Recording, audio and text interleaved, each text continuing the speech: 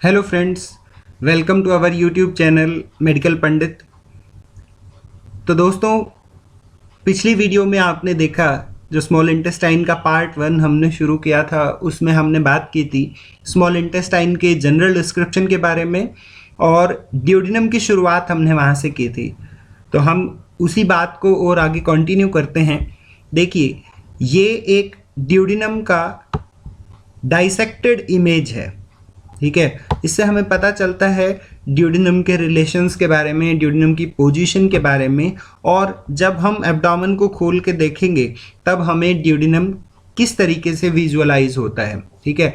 तो आप देख सकते हैं इसके ऊपर की तरफ ये लीवर का पार्ट है, ठीक है। यहाँ जो ये पार्ट है ये गॉल ब्लैडर का है और इसके लेफ्ट साइड में ये स्टमक है, जबकि नीचे की तरफ जेजुनम के कॉइल्स इधर मिलेंगे आपको, ठीक है। तो इस बात को समझने से पहले हम ड्यूडेनम के एक्सटर्नल फीचर्स की बात करते हैं कि ड्यूडेनम 4 पार्ट्स के अंदर डिवाइड होता है, ठीक है। तो ड्यूडेनम के 4 पार्ट कौन कौन से हैं? First, second, third and fourth part, ठीक है। तो ये 4 पार्ट जो हैं, इसमें जो फर्स्ट पार्ट है ये सुपीरियर पार्ट कहा जाता है, ठीक है। क्योंकि ये जो हिस्सा है, जो आप बीच में ये खाली हिस्सा देख रहे हैं, यहाँ पर क्या आता है? पेनक्रियाज आता है, ठीक है। तो पेनक्रियाज के ऊपर की तरफ जो हिस्सा है, ऊपर होने की वजह से इसका नाम क्या है? सुपीरियर पार्ट है, ठीक है। तो जैसे ही ये गति शुरू होती है, अब यहाँ से ड्यूडेनम नीचे की तरफ आ रहा है, ठीक है। तो इसलिए हम इस पार्ट को डिसेंडिंग पार्ट कहते हैं, ठीक है, डिसेंडिंग। और जो थर्ड पार्ट है हमारा, ये थर्ड पार्ट एक हॉरिजॉन्टल पार्ट है, ठीक है, एक सीधा पार्ट होता है, तो ये हॉरिजॉन्टल कहा जाता है। जबकि यहाँ से ये जो कॉइल है हल्का ऊपर की ओर मूव करता है और बाद में आकर के आगे मिलेगा जेजुनम से, इसलिए हम इसे असेंडिंग पार्ट कहते हैं, ठीक है। तो जो ड्यूडेनम का फर्स्ट पार्ट है, इसकी लंबाई 5 सेंटीमीटर होती है, ठीक है। मैं आपको फिर से याद दिला दूं कि टोटल ड्यूडेनम की जो लंबाई है वो 25 सेंटीमीटर है। 25 सेंटीमीटर ये लंबाई है, जिसमें से ये फर्स्ट पार्ट जो है वो 5 सेंटीमीटर का है। ये जो पार्ट है ये L1 वर्टिब्रा पर लाई करता है, ठीक है, क्योंकि आप जानते हैं टोटल जो ड्यूडेनम का वर्टिब्रल लेवल है वो L1 से L3 वर्टिब्री तक है, ठीक है।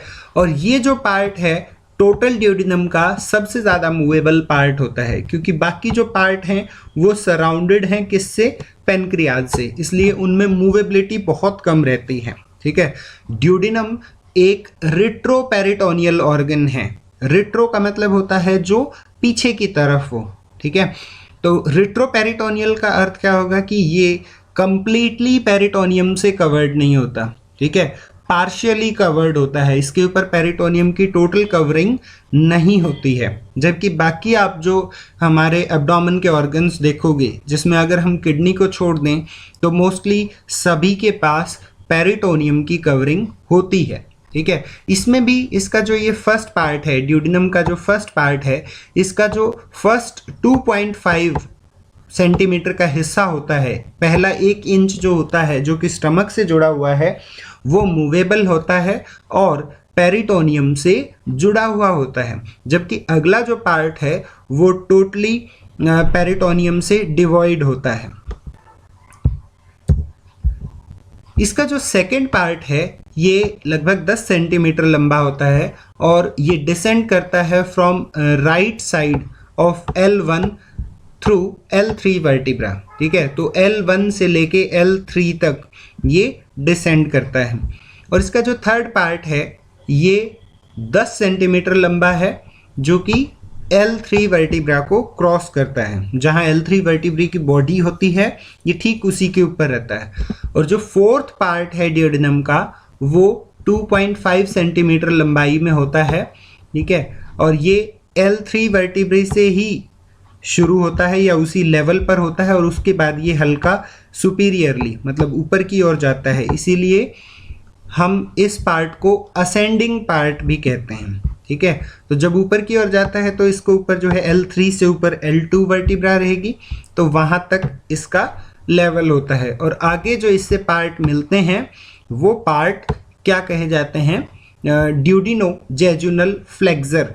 तो ये कई बार वर्ड आता है, फ्लेक्सर का अर्थ क्या रहेगा, मोड़, ठीक है। जैसे हम स्प्लीनिक फ्लेक्सर की बात करते हैं, कई बार नाम आता है स्प्लीनिक फ्लेक्सर, तो ये ड्यूडिनो जेजुनल फ्लेक्सर अर्थात मोड़, यहां से वो अगला पार्ट शुरू होता है, ठीक है।